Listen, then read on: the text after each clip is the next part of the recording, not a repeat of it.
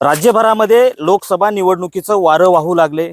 अशातच मुख्यमंत्री एकनाथ शिंदे यांच्या शिवसेनेचा शिवसंकल्प अभियान राजगुरुनगरमधून याच मैदानातून सुरुवात होणार आहे. शिरूर लोकसभा मतदारसंघात संकल्प अभियानाची सुरुवात होते. 6 जानेवारीला या ठिकाणी मुख्यमंत्री एकनाथ शिंदे यांची जाहीर सभा होणार आहे. विशेष म्हणजे हेच ते मैदान आहे. याच मैदानावरून जरांगे पाटलांनी मराठा बांधवांना संबोधित केलं होतं. ऐतिहासिक सभा या ठिकाणी झालेली होती.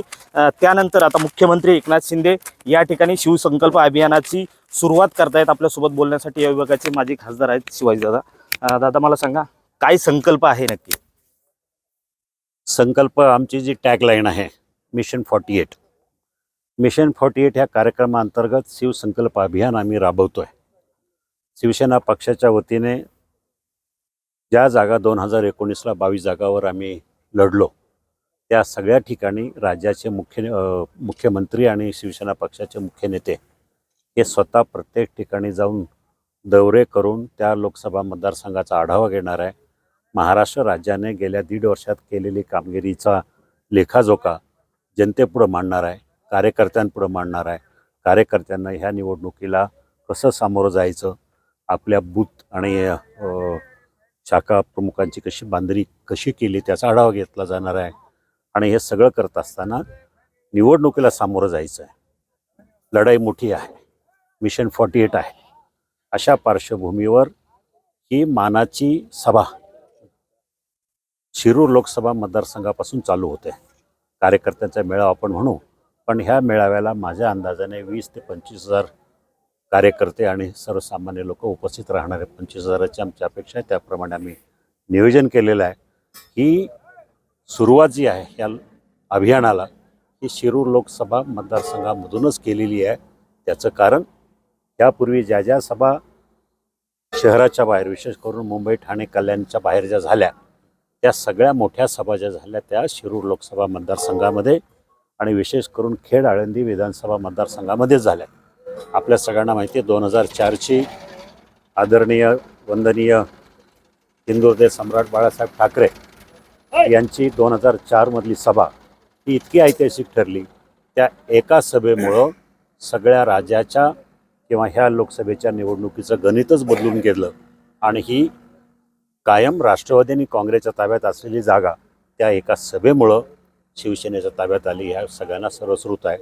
त्यानंतर उद्धवजी असतील किंवा बाकी इतर नेते असतील त्या माध्यमातून खेड आणि चाकण ह्या ठिकाणी मोठ्या सभा झालेल्या आहेत आणि त्या पार्श्वभूमीवर ह्या सभेला खूप मोठं महत्त्व आहे. या मैदानालाही तेवढं महत्त्व आहे. यापूर्वी इथं जरांगे पाटलांची सभा झालेली आहे. आम्ही सगळे कार्यकर्ते शिरूर लोकसभा मतदारसंघातले सगळे पदाधिकारी, जिल्हा प्रमुख, तालुका प्रमुख, जिल्हा संघटक, उपतालुका प्रमुख, महिला आघाडी, युवा सेना, शेतकरी सेना ही सगळी मंडळी आपापल्या परीनं लोकांना जाऊन घरोघरी जाऊन निमंत्रण देत आहेत. मी स्वतः गावागावात जाऊन लोकांना जमून ह्या कार्यक्रमाचं निमंत्रण देतोय. लोकांचा प्रतिसाद चांगल्या पद्धतीने. दादा, खरं तर तुम्ही म्हटलं जरांगे पाटलांची सभा झाली होती, लाखोंचा जनसमुदाय होता. मोठं आव्हान असणारे गर्दीचं. आमच्या दृष्टीनं गर्दीचं आव्हान कधीच नव्हतं. एकदा शिवसैनिक पेटला आणि पेटून उठला आणि कामाला लागला तर गर्दी आणि कुठलंच आव्हान आमच्या दृष्टीनं आव्हान नसतं. ते आम्ही सहज पार करत असतो. खरं तर शिरूर लोकसभा मतदारसंघातल्या मुख्यमंत्र्यांकडून जनतेला खूप अपेक्षा आहेत. शिवसंकल्प अभियानातून काय प्रामुख्याने मुद्दे राहतील? मी आपल्याला जे सांगितलं मुद्दे जे आहे शिवसंकल्प अभियानाचं, आम्ही 1.5 वर्ष काय केलं, मुख्यमंत्री म्हणून जी जबाबदारी जनतेनं मुख्यमंत्र्यांना दिली त्याप्रमाणे मुख्यमंत्र्यांनी ती जबाबदारी कशी पार पाडली हे मुख्यमंत्री स्वतः कथन करतील. आणि शिवसेनेचं कार्य गेल्या 1.5 वर्षात आम्ही काय केलं हे सुद्धा लोकांपर्यंत आहे. पण आम्हाला अपेक्षित आहे की लोकांनी आमच्या पाठीशी उभं राहावं, आम्हाला आशीर्वाद द्यावे, हा त्या पाठीमागचं हे आहे. खरं तर शिवसंकल्प अभियानाची सुरुवात शिरूर लोकसभा मतदारसंघातून झाली. तुम्ही लोकसभेची तयारी करताय, मात्र अजित पवारांनी या मतदारसंघावरती दावा केलाय. तर अजितदादाही त्याच दिवशी या मतदारसंघात आहेत. कसं हे सूत जुळून येईल?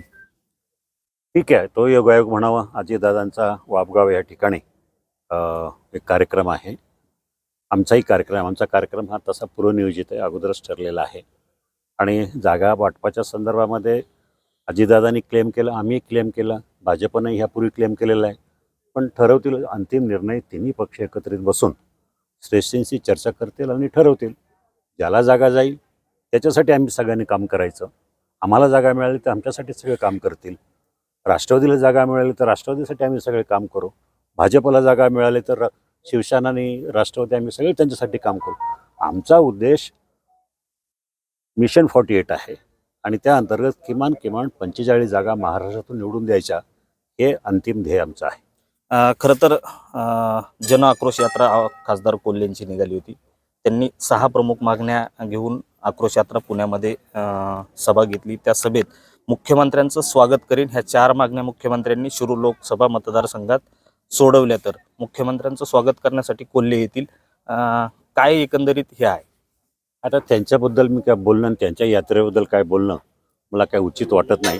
राहिला प्रश्न शेतकऱ्यांचा आणि शेतकऱ्यांच्या मागण्यांचा. ह्या मागण्या शेतकऱ्यांच्या संदर्भामधल्या मुख्यमंत्री असतील किंवा हे सरकार असेल, हे कायम त्याच्यावर अहोरात्र कामच करतायत. मराठा आरक्षणाचा विषय असेल, कांदा निर्याती बंदीचा प्रश्न असेल किंवा इतर काही शेतीच्या मालाला भाव मिळणं असेल किंवा या सगळ्या गोष्टी आम्ही त्याच्यावरच अनेक वर्ष काम करतोय. आणि कांद्याबद्दलचं आंदोलन हे आजचं नाही आहे. आत्ता जर कुणाला जाग आली असली तर तो प्रश्न आजचा नाही. आम्ही त्याच्यावर अनेक वर्ष काम करतोय. मी तरी स्वतः 5 वर्ष शेतकऱ्यांसाठी लढलो आहे. आता कुठंतरी उठून जागा झालो आणि आक्रोश करायला लागलो तर ते चालणार नाही. लोकांना कळून चुकलं आहे की खरा आक्रोश कशासाठी आहे. खरा आक्रोश शेतकऱ्यांसाठी नाही आणि कांद्यासाठीही नाही आहे. खरा आक्रोश त्यांचा वेगळ्या कारणासाठी आहे. नक्कीच मुख्यमंत्र्यांची ही जाहीर सभा या ठिकाणी होणार आहे. जनतेला मुख्यमंत्र्यांकडून मोठ्या अपेक्षा आहेत. त्यामुळं शिवसंकल्प अभियानातून मुख्यमंत्री काय संबोधित करतात हे पाहावं लागणार आहे. रोहिदास गाडगे, साम टीव्ही न्यूज, राजगुरुनगर, पुणे.